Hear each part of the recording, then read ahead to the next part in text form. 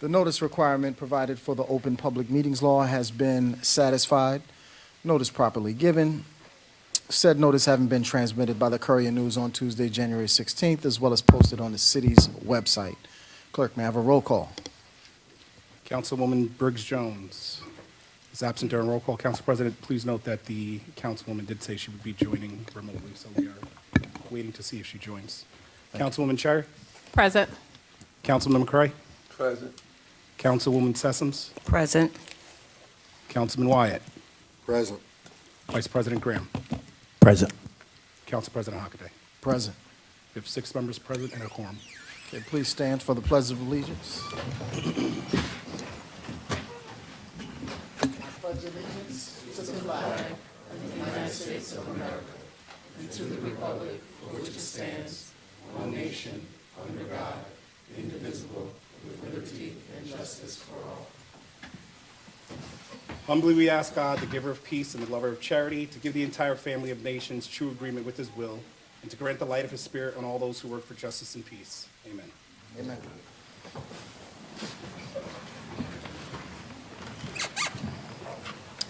May I have a motion to approve the minutes of the reorg meeting on January 7th, 2024? So moved. Second. Okay. Minutes are approved. Good evening, Director. The 2024 council committees have been established and delivered to all council members.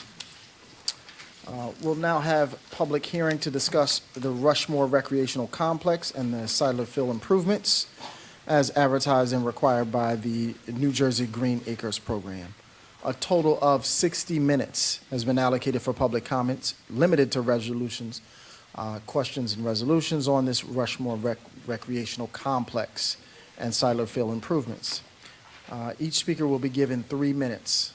Please state your name and address for the record in discussing these projects.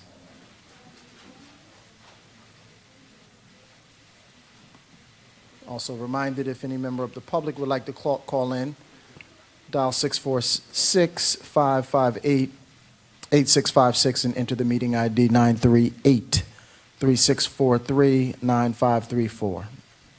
Dial star 9 to raise your hand. Floor is open. Seeing none, may I have a motion to close public comments So on moved. this project? Okay, all in favor? Aye. Aye. Any abstentions or opposition? Okay. We'll move to our business. Would the business administrator please present her items?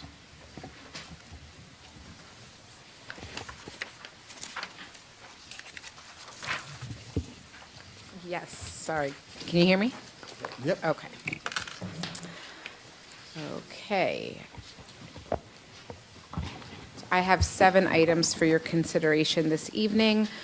The first 3 are vendors that we engage with annually for these services.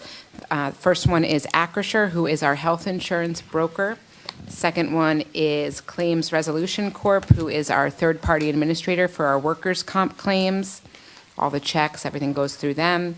And the third is Brown & Brown, who is our risk manager specifically related to workers' comp and workers' comp suspicious claims.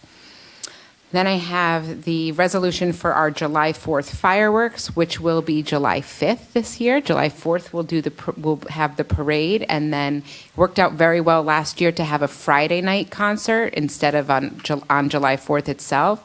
So we feel like we'll have increased attendance if we do the fireworks and the concert on that Friday. Thursday, July 4th will be the parade in the morning, and then the next day, that night, will be fireworks and the concert. Then we have just an annual resolution to hang bangers for our recreation programs throughout the year. And the next 2 are related to the court interpreter, coming back for $1,037 from 2023, and coming to you looking to renew her contract for $80,000 this year to the court for 2024. And again, I know we went over this when we selected her from the bid last year, but this is a service that it's not just interpretation services. You have to be court certified to do this. So it's very specific type of translation. And we did go out to bid for it last year. So that's what I have. Okay. I won't call on council members individually, but anyone who wishes to speak on any of these can just indicate that they wish to be recognized. Council President? Yes, go right ahead. Yes, one question on R046-24. I saw that there was a $10,000 increase from last year. Is that a resolution for additional appropriations as well? I saw that separately. So is this to cut back on the amendments, or is it just an increase overall? Well, it is so that I don't have to keep coming back to you, because I think this is the second time I'm coming back to you for 2023 numbers from the 70, but also because, you know, we have the need for translation services very frequently at the court. So this number is actually in line with what we used last year. Okay, all right. Thank you. You're welcome. Any other council members wish to? Yeah, and this is for all the courts, criminal, whether it's traffic or housing inspection issues? Yeah, municipal Every- court, anything okay, that's happening right. here. Thanks. Any others? Okay, do we have consent to add these items to the agenda? Yes. Yes. Okay. To be clear, that's the consent agenda? Yeah, to add to the consent agenda. Yep.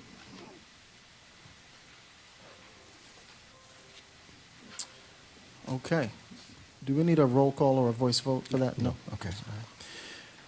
All right, would the finance director present their items? Council President, I think I'm next on the agenda, if that's Are you next? okay with you, sir. Corporation Counsel? Sure. Thank you. Good evening, Council President, members of the council. Present my items for you this evening. I'll do my best to group them. The first three items are the payment of bills for services provided in 2023. These were bills that were received in December, and because of that, received in January for services provided in December. And because of these invoices, we've gone over appropriations. So for these three firms, this will close out all bills for 23. The next item is a resolution approving qualified vendors. Every year, we go out for what's called a fair and open process for the selection of our professionals in the legal department. We go through various different areas of expertise, labor, redevelopment, tax appeals, litigation, just to name a few. We look at both their experience, expertise, handling similar matters in other municipalities, and we receive the responses, and we have qualified the firms listed in your resolution. The next set of resolutions are awarding basically all of the lawyers that we intend to use for this year. And they are, once again, redevelopment, labor, tax appeals, and litigation. All of these vendors are vendors that we've used previously in years past, with the exception of Garubo and Capice, which is a second labor firm. We specifically need a second labor firm because if from time to time when we have disciplinary matters, we need the experience of a hearing officer to help us through those matters, and this firm will specifically provide those services to us. So I'm happy to answer any questions that any council members might have. Thank you, Council President. You're welcome. Any questions from council members? Council President? Go right ahead, Council. One question, same question. I saw the $10,000 increase, if we can just explain that. For certain firms, is that what you're saying? For your firm? Yes, for my firm, and also for Labor Council as well. We expend. We can never accurately predict what our legal costs are going to be. It's largely reactive. We have to see how many cases are filed, but and I generally don't appropriate all the money that we're going to need for the year. As you know, we come back from time to time. But based on what I've seen over the prior 2 to 3 years, we thought that the additional $10,000 would be necessary, and that was just looking at historic figures used. Could I say that specifically for Labor Council that this is all we need for the year? Probably not. Historically, this is an $85,000 appropriation. It's generally closer to $150,000 if you look at the entire year. But I don't generally put that appropriation forward because I like to see how the year plays out. Hopefully that answers your question. Yeah. Thank you. Any other council members? Just a quick one regarding the Sure. tax appeal cost. Yeah. That cost covers, I guess, our representation when property owners go to Elizabeth, to the tax court. Whether it goes before the board or not, it's still part of that cost. Correct. Councilor Okay. Vice President, you're 100% correct. All right, thanks. Yeah. Anyone else? Okay, do we have a consensus to add these items to the consent agenda? Yes. Yes. Yes? All right. Now will the Director of Finance present her items? Good afternoon, all. I have 9 resolutions for your consideration. 7 of them are approval for vendors, which we do on an annual basis, and 2 are refunds for overpayment of taxes. Do you have any questions on any of those? Any questions from council members? Okay, seeing none, do we have consensus to add this to the consent agenda? Yes. Yes. Okay. Yes. Yes. All righty. We'll move to the police department. Police director, I don't see, are you going to do that in his absence, Abby? Go right ahead. I'm going to speak on his absence. Thank you. He just has one resolution, and that's a change order for a boiler replacement that he came to you about a few months ago. It turns out that the amount is going to be different by $13,079.96 because they need to get a different size boiler than they had originally planned for, and we did confirm that with our engineer. We heard it from the vendor, and then we confirmed it with the engineer, and it's true. We need a different size. Okay. Any questions from council members? All right, seeing none, do we have consensus to add this to the consent agenda? Yes. Yes. Yes, all right. All righty, the Department of Public Works, would the director please present his items? Thank you, Council President. Good evening, Council President, members of the council, and the general public. I have 4 resolutions to present, but I have 2 that was part of the public hearing. And if you turn your attention, and there was a concept plan that was given out to everyone to review. And it'll be up on the screen for those in the public that would like to watch. We have 2 resolutions. That's R06724, resolution authorizing the city of Plainfield to submit a NJT, Department of Environment Protection Green Acres Program grant through Jake's Law Park Initiative, not to exceed $453,220 for the Rushmore Recreational Complex. This is ADA inclusive playground that will be put there. And it's benefits to everyone, and everything we want to do is make things better for our kids. We can have to get around that, right? That's one of the most important capital projects we can present. And this is for the Rushmore Recreational Complex. And it's ADA inclusive, period. And that's important. We have one in Mill Campbell that mimics that. This will just add to that. Okay, we're trying to do that across the city. And the second resolution is one to be placed at Siler Field for $415,760. And this is all ADA compliant as well, inclusive playground. And it's for Green Acres funding. And this is for under the Urban Parks Initiative grant. So I'd like any question of that, I can answer those now. This is similar to everything that we have. The first one was put in place over at Mill Campbell Playground. So this is going to be mimicking that. And again, we want to do everything we can to help out those with disabilities. So it's important, these 2 playgrounds. Okay, any questions from council members regarding the Department of Public Works? Quick question. Yes, so thank you. I do see that this is going to be paid for by a grant. Do we know when this will start and be completed, both projects? And those are good questions. We're just waiting. With Green Acres, it normally takes 4 to 5 months before we hear back. So we're waiting for the water letter to come in, and then we'll start proceeding. And then after that, of course, these are mostly on the state contract. We will get those vendors that we need to come in and our engineers to design everything, because we're looking at approximately 6,000 square feet at each location to do this. So the question, answer your question, based on supply and demand, of course. The equipment, we'll say it would take like 5 to 6 months to get everything, hopefully, but it should take only about a month, weather permitting, to get everything done. But we're doing a park at a time so we can have a place for the kids to still swing. We will start with Rushmore Recreational Complex because there's no playground there right now. And that's going to be part of the aquatics project as well. So we'll do that there, and then we'll go to Siler Field and do that. And then the goal is to do that everywhere in the city, to keep mimic everything that's happening at Mill Campbell, Rushmore, and Siler, and then also Hannah Rackets eventually. So that's what we would do. Thank you, Director. You're welcome. Any other council member wish to ask questions of? Yes, just one. Go right ahead. Regarding, and I know that the designs aren't final yet, and I know that in the past, we talked about having, I guess, workout equipment for adults and teens and young adults as well. Is that still on the table? Yes, and that will be for Madison Park we're talking about. Madison Skate Park is where that Okay. will go. Yes, Okay. that is on the table. Just the one park is getting? Yes, for now, that? yes, Okay. that's where we're starting. Will it come to Sadler Field? Well, that's a goal, something we can look at. I'll never say never. Whatever we can do to make things better in every park, one park at a time, we're going to try to address that. Okay, thanks.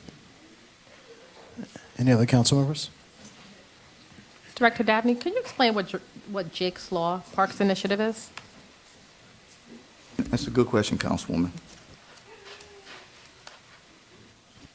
So Jake's Law, what happened was, it was established by Governor Murphy, and the kid's name was Jake Cummings Nasto. He passed away due to complications of the heart surgery at the age of 2.5.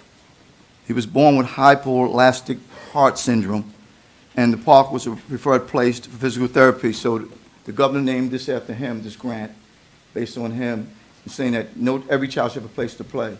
And that's why I want to make everything ADA inclusive and accessible to everyone. Thank you. I like what you did at Milt Campbell Park, and I look forward to seeing the upgrades at Rushmore. Thank you. Anybody else? I mean, this is something that our children and our community deserves. So I'm really excited about about seeing activity here, and look forward to enjoying these facilities. So keep up the good work. Mr. President, I had two more resolutions, if you don't mind. Go right ahead. Keep going. Resolution 07024, resolution authorizing the water professional services contract to Renton and Vernick.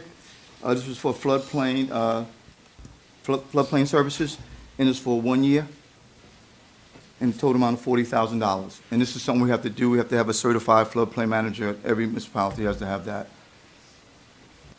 Any questions I'd like to answer?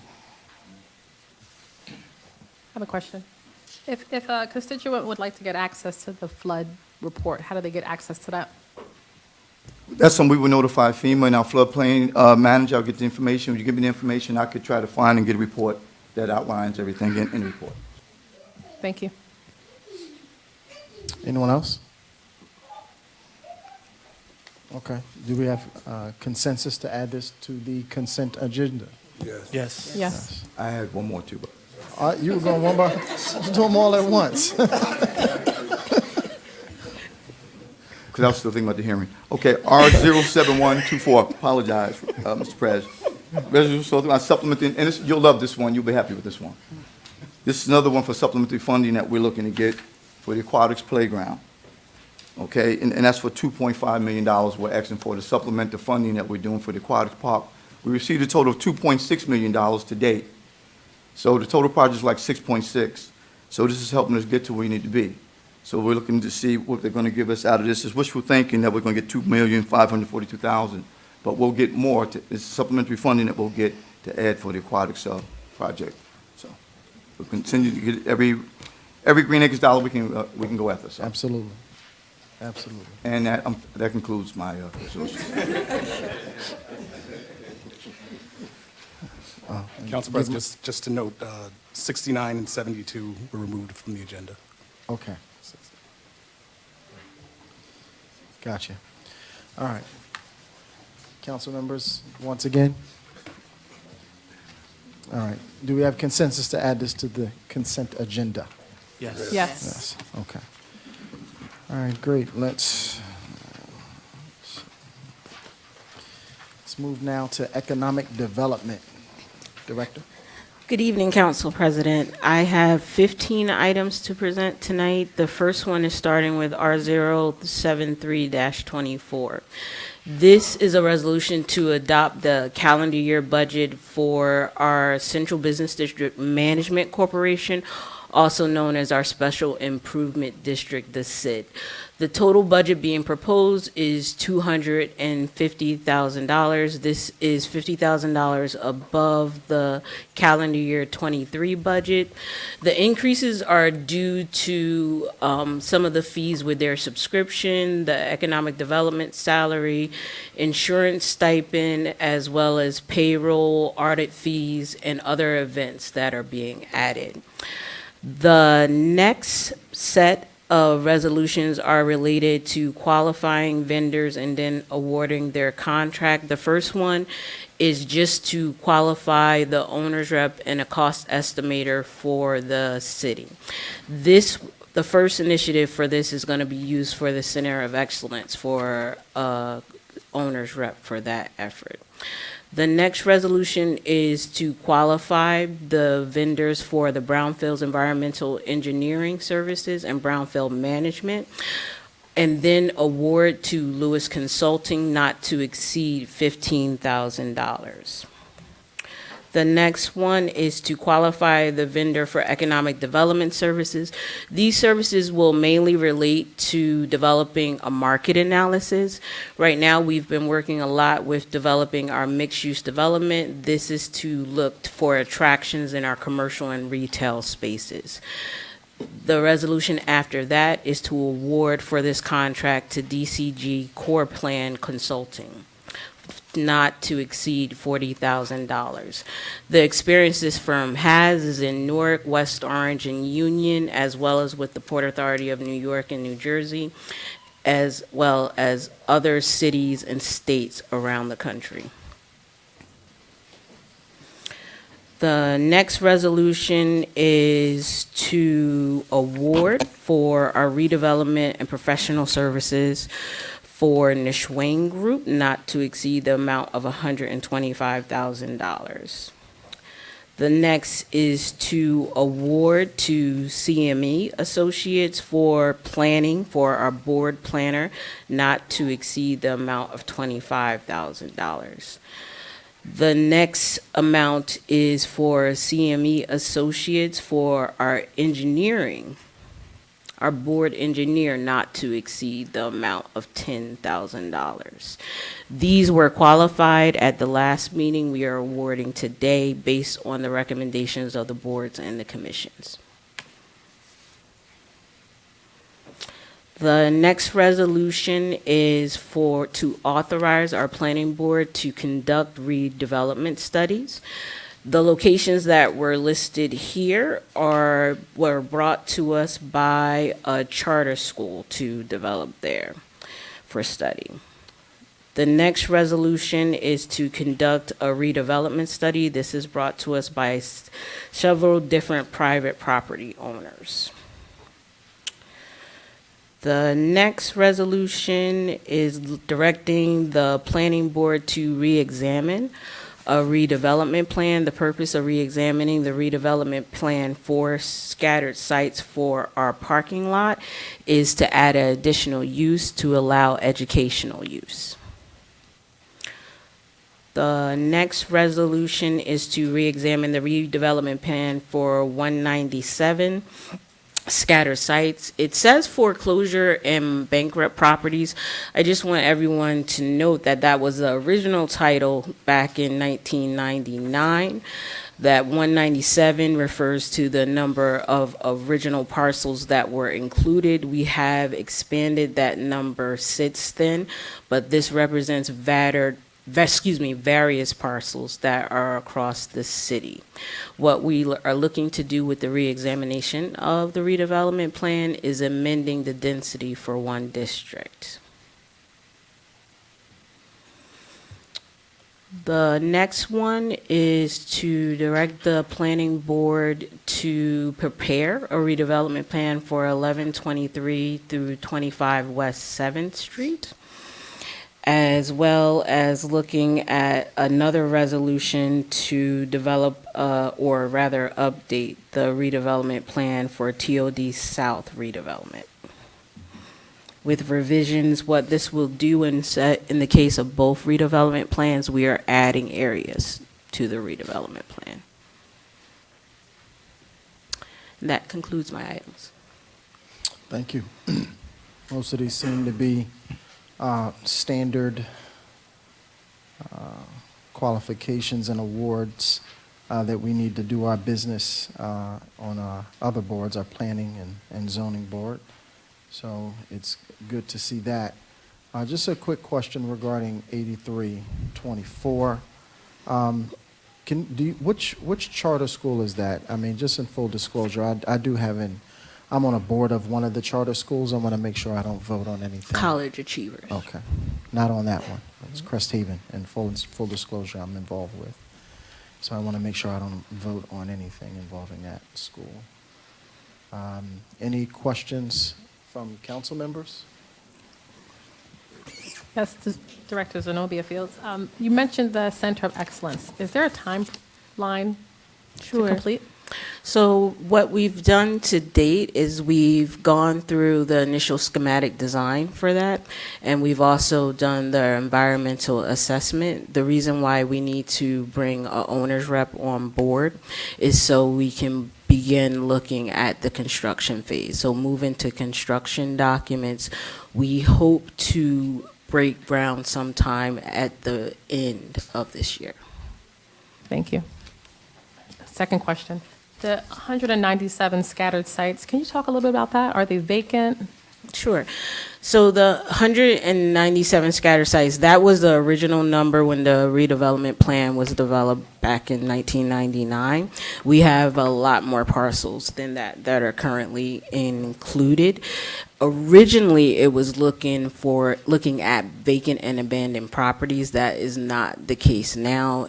In many cases, these are private property owners that come to us looking for redevelopment. Thank you. Yes, Councilwoman? Thank you, Council President. Director, for my ignorance, could you please explain when you say in 8624 as a non-condemnation redevelopment area? Sure. So we will be presenting, if we present redevelopment plans for your consideration, non-condemnation or condemnation redevelopment plan. Condemnation would allow us to authorize eminent domain power for taking. In most cases, we present non-condemnation redevelopment area plans. Thank you. Councilman Wyatt? Director, R082-24. I didn't have an opportunity to go to the tax assessor's office and look at the tax maps. However, I looked up, and it looks like the Lot 1, is that the solid waste and sewer utility yard? Yes, that's one of our properties. Right now, they are looking for an expansion of their property, so they would like ours included, just in case they would like to acquire. Okay, and Lot 4 is the neighborhood health center, correct? Yes. Okay, so they're looking to redevelop Lot 4, the health center, and a portion of the solid waste and sewer utility yard. So I want to be clear, because of the state, it's at a study, so we don't have the formal plans yet. Okay, all right, so this does not include, because what's that, the Plainfield Area Humane Society? No. And it's a house there, so they have nothing to worry about. None of the buildings on our property will be disturbed. Okay, all right, because I received a few phone calls. People had some concern regarding that, and they thought it was because of the last meeting, us not going into contract with them. So it's clear to say on the record that they have nothing to worry about. No, we typically include surrounding parcels just in case we need any form of easements. Okay, all right, thank you. Good questions. Yes. Director, regarding the SID's budget, can you just elaborate how that doesn't affect our normal taxpayers? The SID, they pretty much control their own budget, and their monies are collected through the property owners that are physically in the SID. Can you elaborate on that? Sure. So anything that we present, so for example, last year it was a $200,000 budget. That was based on the taxes that are collected from a quarterly basis for all the businesses that are within the SID. Nothing comes out of the city administration budget. Got it. Thank you. Any other questions? We happen to have the Director of SID here. How you doing? All right, good. You're doing a great job, so keep up the good work. Do we have consensus to add these items to the consent agenda? Yes. Yes. Yes. Okay. All right. Council President? Yes. Just want to note that Councilwoman Briggs Jones is present virtually, Okay. or remotely, rather. All right. Welcome, Councilwoman. Okay. Department of Health and Social Services. Good evening, Council President. Good evening. I have two resolutions for tonight. The first one is a resubmission and acceptance of the Community Development Block Grant. This has been before you already. We have to resubmit it once again because we inadvertently did not add a Rushmore Park ADA Playground application. And it also is our submission of the total for all of the municipal applications for the amount of $2,341,933. The second resolution is asking the council to adopt an affordable housing plan for 2023-2025. These monies were recaptured monies, and recaptured monies simply means that there was a fund of funds that we never tapped into, and we are tapping into them now. It is basically because of, let me just make sure I say this correctly. At the New Jersey Housing and Mortgage Finance Agency, they had Urban Home Ownership Recovery Program funds. And what that simply means is we have 3 town home communities in Plainfield. And if someone, and therefore workforce development incomes, and if the person elects to sell that property after a year, there's proportion of that money has to come back into the fund, and then we have to apply for that money to get out of the fund. We've not done this for many years, and that's why it's such a substantial amount of money. And it took us about 3 years to actually get this to this point. And so we're asking council to approve the resolution so that we can then go on to the next step. Got it. Thank you. Any questions from council members? Yes, I have a question. Go right ahead. Director Excuse my bad. No problem. Director Brown, if you can just speak to, because I was reading this, and these are actually great things that are offered. So money will be allocated to first-time homebuyers program, financial literacy program, and also the emergency repairs program. So if you can just, one, speak to those, and then tell us how you prepare to market this to the community, so people can know how and where they can access these dollars. Sure. So all of these monies are things that are being active in the Office or Division of Community Development. So I'll start with the emergency repairs. We already spend about anywhere from $150,000 to $300,000, depending on our grant application and allocation that we receive, to help people in their homes. That's generally funded through the CHAP program, Comprehensive Housing Assistance Program. We also do give out smaller grants in the amount of $10,000 for income eligible, tends to be seniors, but income eligible individuals. We will add that to the money we already have to increase that pot of money. FEC, which is a Financial Empowerment Center, was something that I brought to the council last year. It was through an initiative through Bloomberg Philanthropies and Chase Bank and some other banks, and that is to create almost a financial literacy center in Plainfield. But it's called Financial Empowerment Center because it's a little bit more than financial literacy. It'll help with credit repair. If a person has a goal, a financial goal, it will help through a counselor reach that financial goal.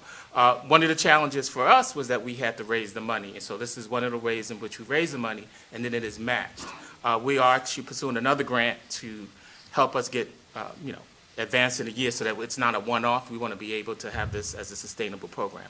And the first-time homeowners project, while it's a small dollar amount that we'll be able to give, anywhere from $2,000 to $5,000, it is helpful, particularly if you are buying a house. I mean, it could cover inspections, it can cover anything, but $2,000 to $5,000 is what we propose to help new homeowners, first-time home buyers.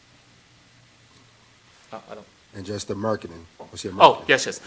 So we generally use all the vehicles available to us through communications. The emergency repairs, I mean, people seem to know about that because we have a waiting list, so they seem to find us, but we generally use communications, and that's the vehicle we use. Okay. All right, thank you. Other council members? Director Brown, when will these funds be available for people to access? Well, our goal is we get it approved this year, and we have up until 2025 to use it. So after this step, then we have to take it back to the state once the council has approved it. Thank you. You're welcome. So with that said, when do you anticipate, will there be an application of some sort, or that will be released so people can start applying for funds? Sure. As soon as we know, we'll put the applications out, and everyone can start applying. Okay. Any other questions? Do we have a consensus to add this to the consent agenda? Yes. Yes. Yes. Thank you. Okay, will the Department of Solid Waste and Sewer present the resolutions? Good evening. Good evening. I got 10 resolutions tonight. 6 are equipment upgrades, and that covers a wide range of equipment. I have 2 engineering services, 1 to approve professional services, and a group, and 1 to actually approve CME Associates as the solid waste and sewer utility engineer service, not to exceed $98,897. And then I have 2 resolutions for renovations to the Rock Ave transfer station. Questions from council members? Yes. Thank Right you, ahead. Director Luis. For the equipment upgrades, what are you going to do with the current equipment? The current equipment is old, has thousands of hours of operational use on them. So some we are going to try to repair and keep as a backup, but most of them will be auctioned off. Thank you. You're welcome. Any others? Yes, if you could just explain the 5 steel rolling doors, I forget which resolution it was, only because I don't want us to be hypocritical, because we did pass a resolution saying that store owners cannot have them, but I know that there is a need for your department, so if you could just explain that. Okay, these are not the security type doors I think you're referring to. These are your garage doors at the transfer station, and it's basically, doors that come down that close up the building. So they have nothing to do with the security component. Thank you. Director, just talk generally about the investments you're making in the department to help move us, to the future in terms of what you're doing with the department. Because obviously, these are significant expenditures and upgrades that we're making. Talk about your overall goal and what you're trying to do to bring us to the future. Well, thank you, Council President. This is a commitment that the mayor and his administration started back in July 1st of 2022, and that is to improve the services to the residents of Plainfield and keep costs or stabilize costs through efficient operations. And the equipment and the upgrades that you see tonight is just that. It's going to put us in a better place to be on time and reliable. If you don't, the men and women at the utility, I think, have proven up to this point that they can get the job done.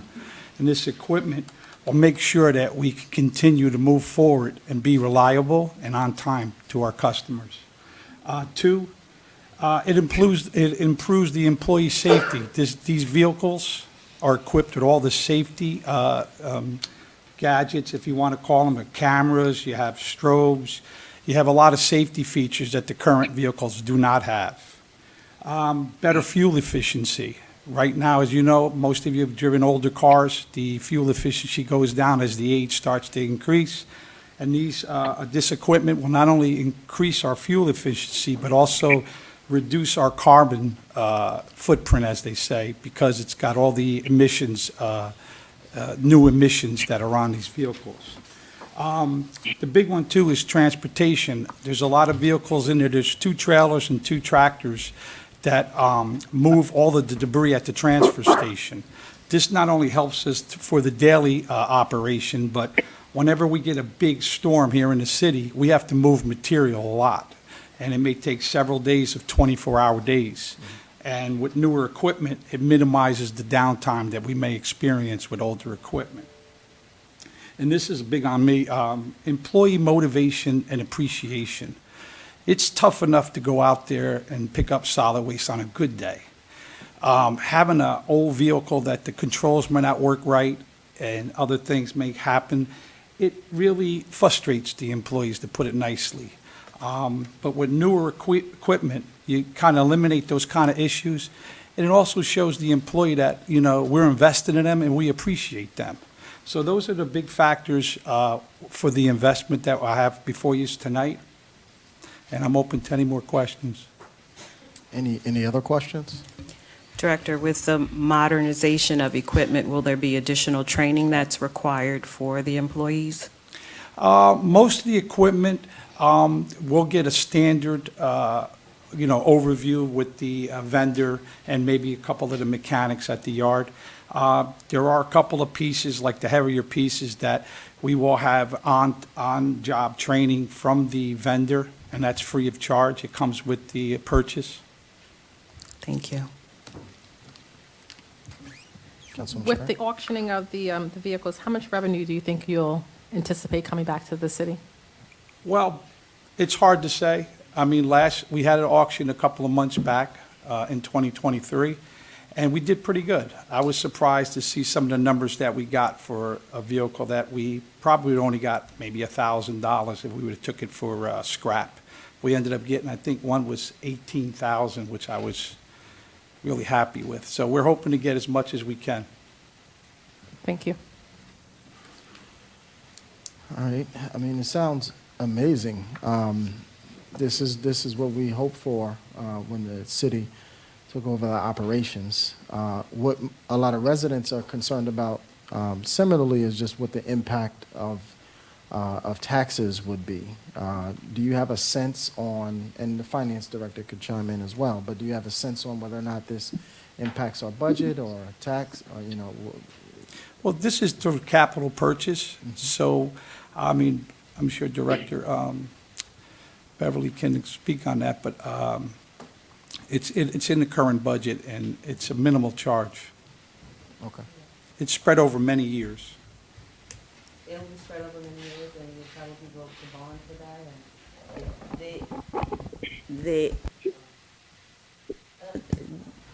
it'll be included in the budget, and the impact would not be substantial. All right, I mean, we heard it. I mean, that's what we like to hear, improvement in quality of services with minimal or no, minimizing the tax ramifications of those things. So do we have a consensus to add this to the consent agenda? Yes. Yes. Yes. All right, great. Yes. Okay. We're going to move to ordinances on first reading. Would the business administrator present those ordinances? Yes. Okay, so we have for you this evening 7 ordinances.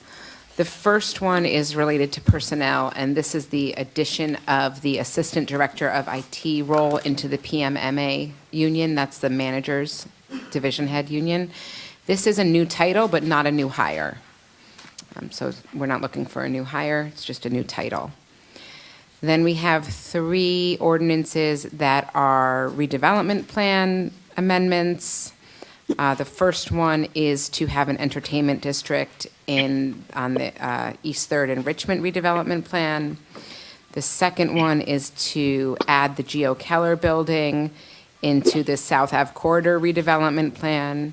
And the third one is to allow for mixed-use apartments on the West Front Street and Clinton Ave redevelopment plan. Then we have 2 cannabis-related ordinances for you. The first one that you'll see is changing the hours for cannabis retail to align with liquor stores and changing the hours of the consumption lounge to align with bar hours. The second cannabis ordinance is to change the process and procedure by which we collect the cannabis revenue. We're looking to get a report directly from the state instead of waiting for the owner. And then our final ordinance is a gate rate change for only non-residents for sewer and solid waste. And this is to have a uniform $75 per personal vehicle for out-of-town people who are coming to dispose of bulky waste. There's still no change to our residents. They can pay per pound. This is just people coming in from out of town in their own personal vehicle. They have a flat fee. Okay, thank you. Any questions from council members regarding these resolutions? Go right ahead. I have a question on 2024-05. Can you explain the rationale for changing the hours of the cannabis lounges? This is the first one where we've entered the hours for the cannabis lounge. We're changing the hours for the retail, but the cannabis lounge, our original ordinance was silent on it. Our original ordinance didn't have any hours, operations hours for the cannabis lounge.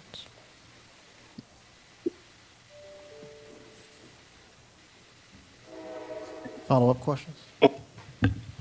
I hear question. Councilwoman Briggs. Go right ahead, Councilwoman. Yeah, you were saying something about the cannabis hours. I know if you're talking about the cannabis lounge on Front and Clinton Avenue, Yes, is we are. that's the one you're talking about? Okay, all right. So, and I know we were also discussing about the hours or it was brought to you all's attention because of the school zone, of it being by the school also as well. That was a concern.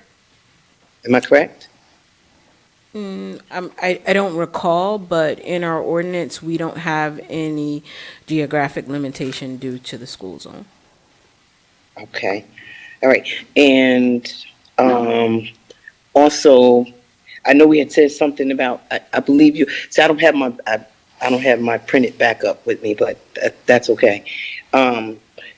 We were talking about the salary with the PMMA. Of the person that's going to be taking on that title. I mean, the person that's going to be taking on that title, is there anything has to do with the salary? Is there going to be a salary that's going to be affected by that? Is it going to be an additional salary, even though it's going to be added to the PMMA, to the union? No, it's the person is right now in a title that's not in a union, so it's just adding that title into the union contract. All right, so the salary is going to stay the same? Yeah, it's budget neutral. Okay. All right. Okay. And then the lowered costs for the non-residents, I think that's a great idea. Because we, of course, the revenue is a good thing, but being that the out-of-town residents come, sometimes they have complaints about the costs, and to lower it, we want them to keep coming. And just know, John Louise, you're doing a very good job. I just want you to know that too. But I think that's a great idea. So whoever put that in the resolution, thank you. I think that's a great idea. Any others? Yes, Council President. Thank So the increase from the hour from 1 a.m. to 2 a.m., is that facility required to have security or some type of public safety? Yes, all cannabis-related businesses have to have security. Thank you. All right, seeing no others. Are those hours? I got another question. Because this cannabis also is going to be located not too far, and from the bar also as well. So that is a good thing, because all cannabis do have to have security. I do know that, but I'm just hoping that that's not a real great concern also to the residents about that, because the bar is right there also as well. Thank you for your input, Councilwoman. Council President, Yes. one question. MC 2024-04 was the amendment to add apartments to the West Front Street and Clinton Avenue. Will those apartments be affordable housing? We're still working out the logistics of the redevelopment agreement as well as the financial agreement. So when we present the redevelopment agreement to you, you will have the breakdown of the mix of affordable versus market rate.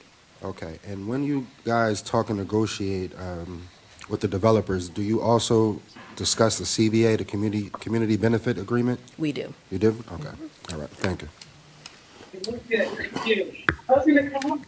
All right, thank you. Do we have consensus to add these items to the voting agenda? Yes. The voting meeting? Yes. Yes. Okay, thank you. All right, we'll have a 5-minute recess, and we'll come back for the voting meeting. We will have another public comment, yes.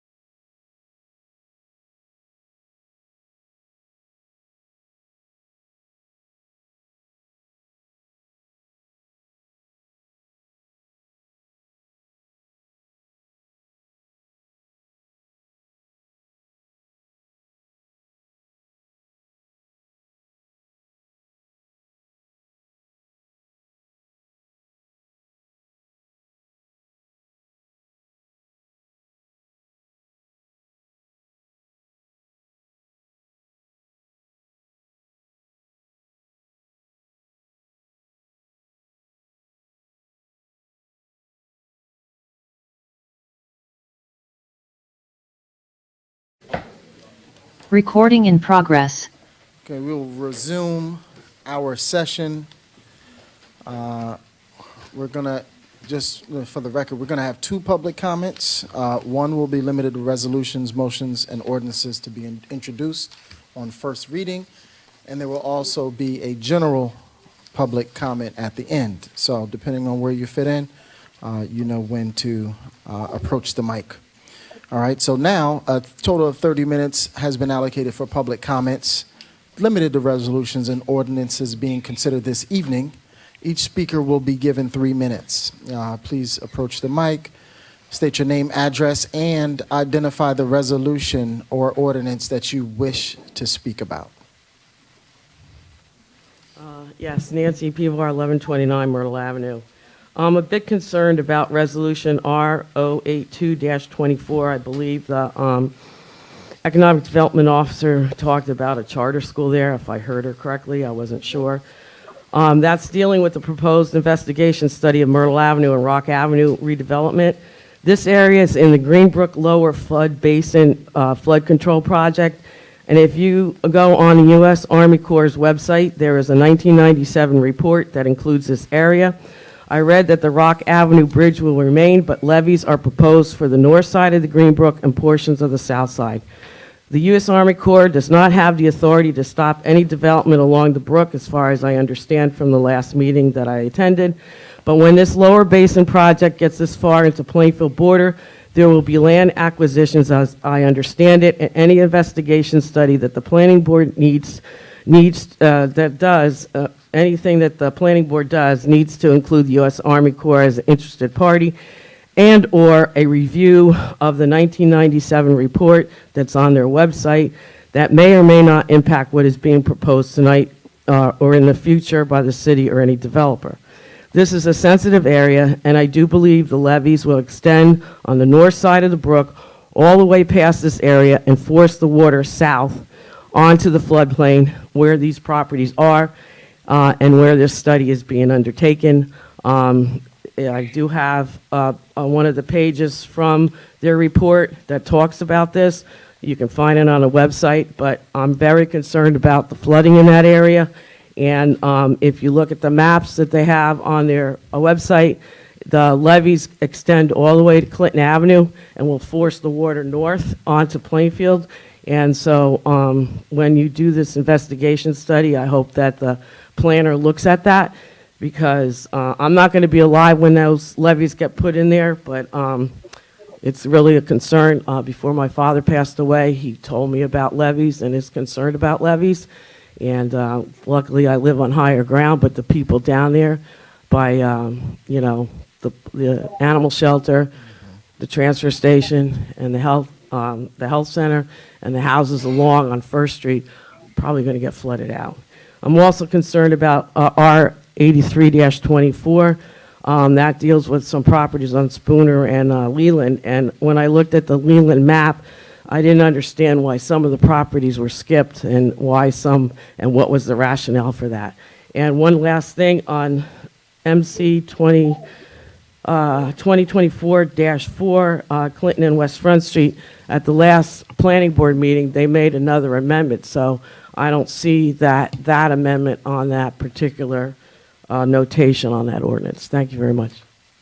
You're welcome.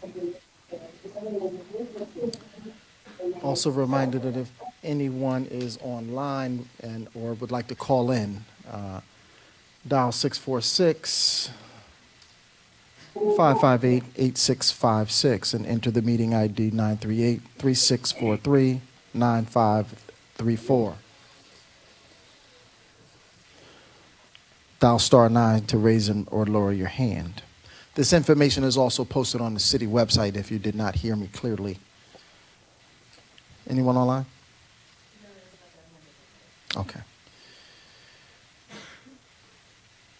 All right, seeing none, public comment is now closed for resolutions, motions, and, okay, great. We'll allow them. All right, if you are now audible, please state your name, address, and the resolution that you're speaking regarding. My name is Beverly Chris, I reside at 531 West 4th Street in Plainfield.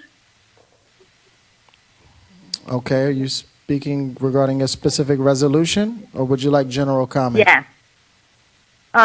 Regarding a specific resolution, Go right ahead, please. Resolution 08-24.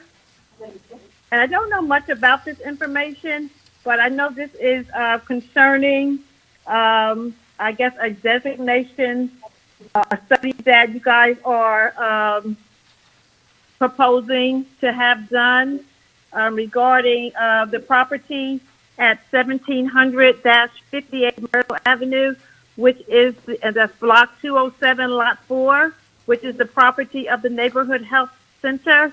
And my question is, if this designation is given in terms of the non-condemnation redevelopment, how would this impact the existence of the health center and the patients that they serve there that are both and or underinsured or uninsured?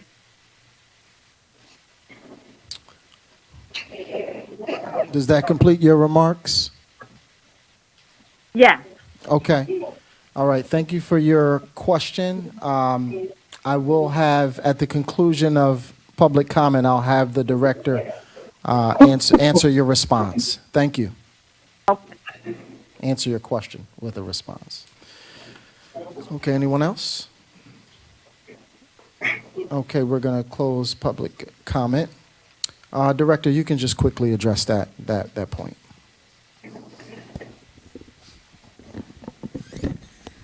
So in response to Resolution 08224, in terms of the property that's at 1700 to 58 Myrtle Avenue, the patients and the health center will not be impacted. As I mentioned before, what you're seeing, this is simply a study, and we include all the neighboring parcels for the study. That does not mean that, one, that the property will be designated for redevelopment or it will be impacted by potential development. Thank you, Director. Mr. Clerk, would you please announce the consent agenda? Yes, Council President, the consent agenda items are identified as Resolution 0424 through 09924. That concludes the consent agenda. Okay, may I have a motion and a second to approve the consent agenda? So moved. Second. Okay, Mr. Clerk, can I have a roll call? So roll call on the consent agenda items. Council members Briggs Jones. You have to unmute yourself.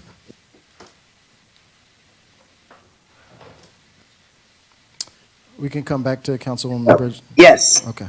Yes. All right. Councilwoman Cherry. Yes. Councilman McCray. Yes. Councilwoman Sessoms. Yes. Councilman Wyatt. C. Yes. Vice President Graham. Yes. Council President Hockaday. Yes. That is unanimous. The consent agenda items have been approved. Okay. So we don't have any non-consent items, right? Correct. So, all right, we now come to ordinances on first reading. Madam Deputy, will you please read MC 2024-01 by title? MC 2024-01 is an ordinance amending the schedule of salaries and wages adopted pursuant to Article 14, Chapter 11 of the Municipal Code of the City of Plainfield, New Jersey, 1971, Plainfield Municipal Management Association, PMMA, Salary Amendment Number 3. I'll now entertain a motion to adopt this ordinance on first reading. So moved. Second. Clerk, may I have a roll call? Council members Briggs Jones. Yes. Cherry. Yes. McCray. Yes. Sessoms. Yes. Wyatt. Yes. Vice President Graham. Yes. Council President Hockaday. Yes. This ordinance has been introduced on first reading. Okay, Madam Deputy, will you please read MC 2024-02 by title? MC 2024-02 is an ordinance of the City of Plainfield in the County of Union adopting the East 3rd and Richmond Development Plan Amendment dated December 7th, 2023. I'll now entertain a motion and a second. So moved. Second. Clerk, may I have a roll call? Council members Briggs Jones. Yes. Cherry. Yes. McCray. Yes. Sessoms. Yes. Wyatt. Yes. Vice President Graham. Yes. Council President Hockaday. Yes. This ordinance has been introduced on first reading. Thank you. Madam Deputy, will you please read MC 2024-03 by title? MC 2024-03 is an ordinance of the City of Plainfield and the County of Union adopting the South Avenue Corridor Redevelopment Plan Amendment dated December 7th, 2023. I'll entertain a motion in a second. So moved. Second. Roll call, please. Roll call, MC 2024-03. Council members Briggs Jones. Yes. Cherry. Yes. McCray. Yes. Sessoms. Yes. Wyatt. Yes. Vice President Graham. Yes. Council President Hockaday. Yes. This ordinance has been introduced on first reading. Madam Deputy, would you please read MC 2024-04 by title? MC 2024-04 is an ordinance of the City of Plainfield and the County of Union adopting the West Front Street and Clinton Avenue Redevelopment Plan Amendment dated November 2nd, 2023. I'll entertain a motion in a second. Move. Second. Roll call, please. Roll call, MC 2024-04. Council members Briggs Jones. Yes. Cherry. Yes. McCray. Yes. Sessoms. Yes. Wyatt. Yes. Vice President Graham. Yes. Council President Hockaday. Yes. This ordinance has been introduced on first reading. Madam Deputy, please read MC 2024-05 by title. MC 2024-05, an ordinance of the City of Plainfield in the County of Union amending Chapter 17, the Land Use Ordinance, Article 9, Section 17:9-24A, cannabis-related businesses. I'll entertain a motion in a second. So move. Second. Roll call, please. Roll call, MC 2024-05. Council members Briggs Jones. Yes. Cherry. Yes. McCray. Yes. Sessoms. Yes. Wyatt. No. Vice President Graham. Yes. Council President Hockaday. Yes. 6 in favor, 1 opposed. This ordinance has been introduced on first reading. Madam Deputy, will you please read MC 2024-06 by title?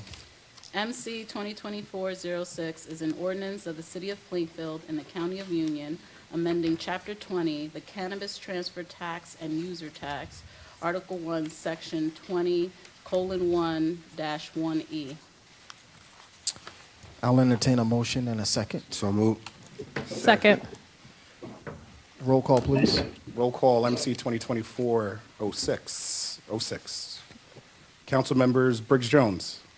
Yes. Cherry. Yes. McCray. Yes. Sessoms.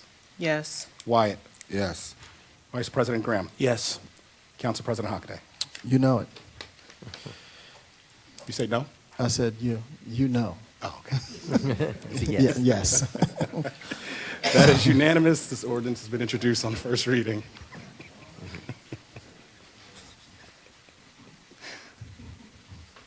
Madam Deputy, please read MC 2024-07 by title.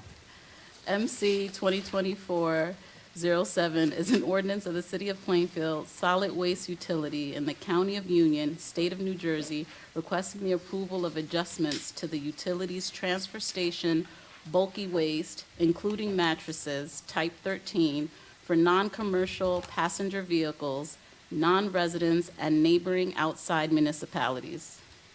I'll entertain a motion in a second. So move. Second. Roll call, please. Roll call, MC 2024-07. Council members Briggs Jones. Yes. Cherry. Yes. McCray. Yes. Sessoms. Yes. Wyatt. Yes. Vice President Graham. Yes. Council President Hockaday. Yes. That is unanimous. This ordinance has been introduced on first reading. Okay. We'll move to general comments. A total of 30 minutes has been allocated for all public comments. Each speaker will be given 3 minutes. And I'm not going to repeat that number again, but it is on this city's website if you wish to call in. Name and address for the record. Good evening, Council. My name is Colin Curran. I live at 1300 Pierce Street in the city of Rahway. I'm a nurse at Robert Wood Johnson Hospital in New Brunswick. I'm here this evening to request that you, the City Council, as leaders in our community, pass a resolution in support of state legislation to establish minimum nurse staffing standards in our hospitals, namely Bill S-1941 in the Senate and the former A-4536 in the State Assembly, which is not yet reintroduced in this session. Some of my colleagues were here last month, and I'm here to reinforce our message. Unfortunately, hospitalization is a reality. It will be for all of us. We're all going to end up in the hospital, so this issue affects all of us. Studies demonstrate a clear link between adequate nurse staffing and decreases in patient mortality, length of hospital stay, and readmission. Inadequate staffing results in greater frequency of medication errors, patient infections, and overall patient injury. As a nurse on a surgical oncology floor, I have seen firsthand how adequate staffing affects the care we're able to give our patients. There's a high risk of complication after surgery with our patients, and the sooner we're able to see any kind of change in status and address it, the more likely it is that this patient will have a good outcome. Even aside from life and death type of situations, the more staffing we have, the fewer patients each nurse has to take care of, the more time we're able to educate our patients, encourage anxious patients after surgery, spend time with family members and be present in end-of-life situations, and all of these kinds of things. The difference between having 4 or 5 patients compared to 6, which used to be our maximum. We have a new contract after going on strike. We're hoping the hospital will stick to a 4-patient maximum. Makes a big difference compared to 6. Other hospitals, nurses can have 7, 8, 9 patients because there is no legal limit in the state of New Jersey. If you ask the hospital administrators and the American Hospital Association, these kinds of people, they will say that this is a distraction. The real issue is a nursing shortage. The truth is that in the nursing industry, there's a great crisis of nurse retention.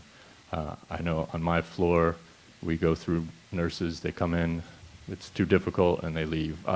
After only 2 years on my floor, I was the 3rd most senior nurse on the day shift on a unit where there should be about 20 nurses overall staffing the day shift. So there's a great issue with retention, more so than a shortage. Now, there is Council President, Okay. the speaker's time has elapsed. Okay. Thank you. Just urge you as leaders in the community to pass this resolution. Thank you so much. Thank you. I'll give you my email, and when we're done, you can send me a model resolution. Good evening. Good evening. Daniela Meza, 225 Watchung Avenue. This month, we celebrate the work of Martin Luther King and dedicate ourselves to his unfinished business. One of his greatest goals during his lifetime was fair and safe housing for all. Dr. King had a dream, but one we never dreamed was that we would be told to leave our own home with less than 24 hours notice and nowhere to go. In his 1966 speech on housing justice, Dr. King told us, "Now is the time to make real the promises of democracy. Now is the time to open the doors of opportunity to all of God's children." These words go unheeded when the doors of your own building are shut and the families and children who live there are locked out. We have been turned away, but we are not going away. We are children of God. When our buildings were condemned without notice, we had no time to prepare and lost much more than the time. We lost our belongings, both necessities we need for life and keepsakes that make life meaningful. We lost trust when we were promised we would be able to return to pick up our belongings later, and later never came. We lost the rent and security deposits stolen in the course of depriving us of our own living spaces. We were denied our dignity when we faced with lies and humiliation. And of course, we lost our homes. As a new council takes its place, we need you to know that this problem was long in the making, was long ignored, and is far from over. The scars of children who can't go back to their home, who have their lives turned upside down, who in some cases are threatened by a city employee demanding to know whether they are citizens and belong here, do not go away. These parents who travel far to find work and feed for their families, who go to any length to locate new homes for them, are here to stay for their loved ones and in the life of the city. We are Plainfield. We are here for each other, and many of our neighbors have shown up for us many times at your meetings and others throughout town. What we need now is a solution that will last, and affordable housing and commitments from government and guarantees of fairness and meaningful dialogue and genuine listening from our council and mayor. The dream of sustenance and security is not an unreasonable one. We are unified and organized and hopefully in partnership with you, our representatives, and not just in dreaming, but getting it done. I was delivering a message on behalf of the displaced on West 7th Ave. Thank you. Thank you.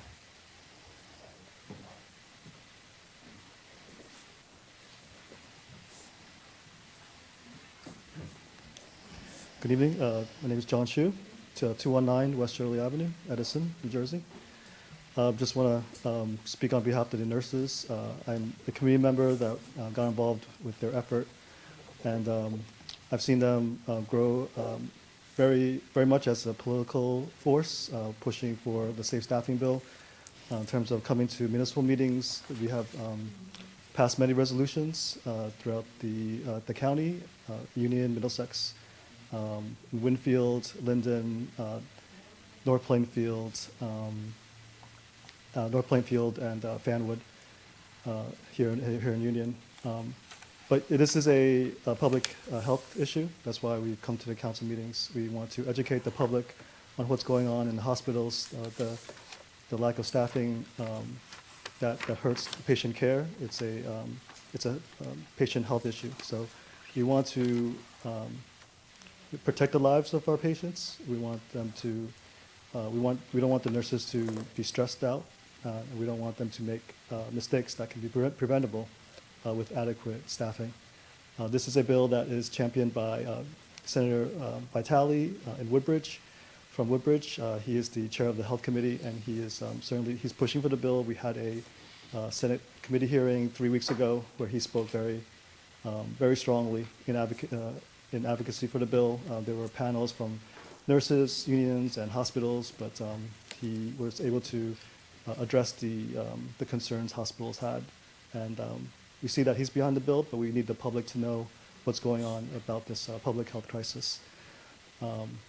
So we do hope that Senate President Scutari will introduce the bill after it gets through the Health Committee. And we do hope that Assemblywoman Linda Carter and Assemblyman James Kennedy will be co-sponsors of the new bill in the Assembly in the next legislative session. So, and members of the public, if they are interested in helping, please call your senators and Assembly representatives to support this bill. This is definitely something that is very important for the public, and that will affect all of us one day. So, thank you. Thank you.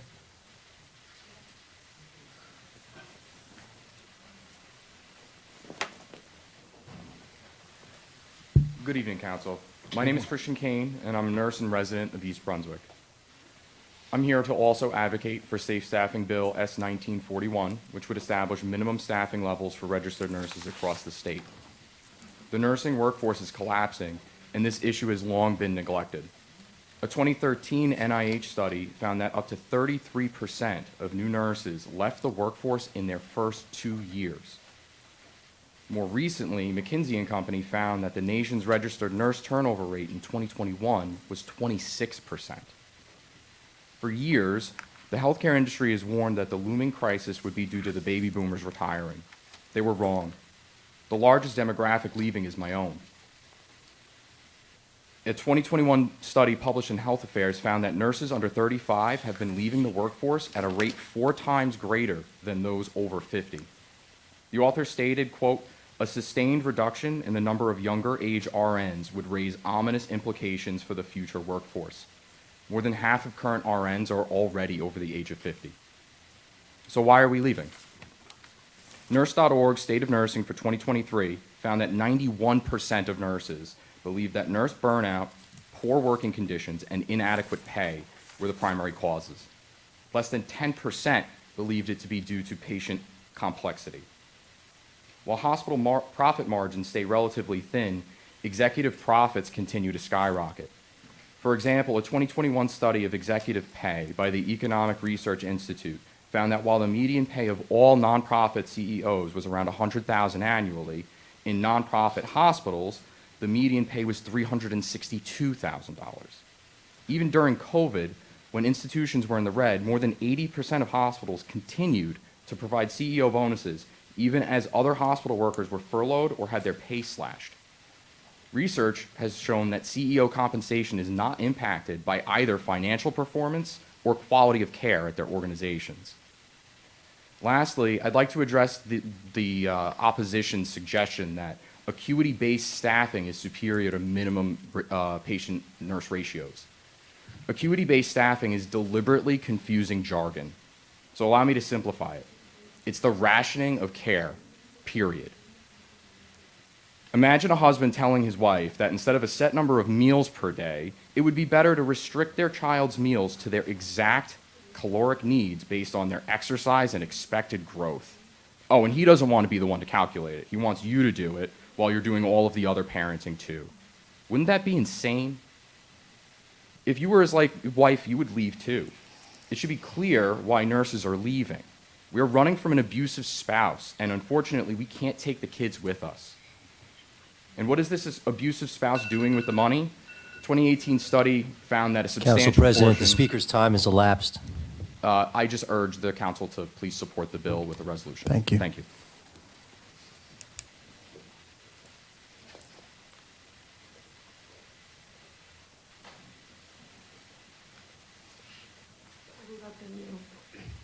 Buenas noches. I'm sorry for emotion. So, yo viví por 32 años en el 501 de la West 7th Street, apartamento 209. Duré 32 años ahí. De la noche a la mañana nos sacaron como si fuéramos animales, nadie nos ha dicho nada. Yo soy una persona sola, a veces he tenido que dormir en mi carro. He tratado de hablar con el alcalde, tampoco he podido. Yo sé que no soy yo sola, somos muchas personas que estamos pasando mucho trabajo, especialmente los niños. Y para mí esto ha sido bien difícil, ya que yo trabajo de noche y estaba durmiendo en un látigo y a veces no podía entrar porque no quería despertar a la persona que me dieron para dormir. Tenía que dormir en mi carro con una sábana sucia, no pude sacar nada. A veces tenía que ir a pedir un pedazo de pan, no por el dinero, sino porque yo estaba bien desorientada. Un día quería hasta tirarme por el tren porque sentía que mi vida se me terminó. Gracias a Dios que he encontrado a muchas personas. Para mí, especialmente la policía, los bomberos son que si tengo que dar mi vida por ellos, la daría sin pensarlo porque me han apoyado bastante, tan solo con decirme que yo voy a salir adelante y darme un abrazo bien fuerte. Pero para mí esto ha sido bien difícil, casi como quien dice imposible. He podido salir adelante un poco porque la policía, los bomberos me han dado mucha fuerza para cuando yo me le acerco, me da un abrazo y para mí eso es muy bueno. Yo espero en Dios que a partir de hoy el alcalde por lo menos pueda ayudarnos a salir adelante, decirnos algo, aunque sea una esperanza. Él está en su casa durmiendo, nosotros estamos en la calle y yo sé que no tiene la culpa porque no fue que nos sacó, pero ha hecho cosas y ha dicho cosas que están fuera de lo normal. Le agradezco mucho que me escuchen y me disculpen por las emociones, pero es bien difícil para todos nosotros, especialmente para los niños, porque hay muchos niños en la calle que no tenemos dónde vivir. Es muy difícil. Que Dios me lo bendiga a todos y muchas gracias por escucharme.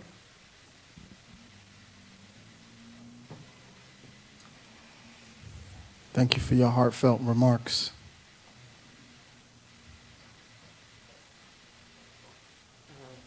Nancy Pevar, 1129 Myrtle Avenue. After that, it's hard to follow. I wasn't going to get up in this section, but last month when the nurses were here, I explained to everybody the importance of helping the Robert Wood Johnson nurses and their union. I'm a union person myself. When Muhlenberg closed, that's our trauma center. The nurses deserve assistance. All the nurses across the state deserve assistance to have the numbers that they're asking for. So I urge the city council to listen to my brother union members and support the resolution that they're asking for in the state. It's important for all of us. I know myself, I was a patient at Muhlenberg, and the nurses got me through a difficult life situation many years ago. And I just want you to support them. And to the people that got put out of their homes, I'm very sorry for you. And I know that there have been people in the community asking about what has happened. So I'm sure that there's people listening that may be able to help you in the future. Unfortunately, I don't have the social services to help them, but I'm sure there are people listening that have been wondering what to do, how to help. And so I will pass that information on to the people that I know that have asked me. And I still need a clarification about the R082-24, whether I heard it correctly or not, if there is the possibility of charter school going on Myrtle and Rock Avenue. Thank you very much.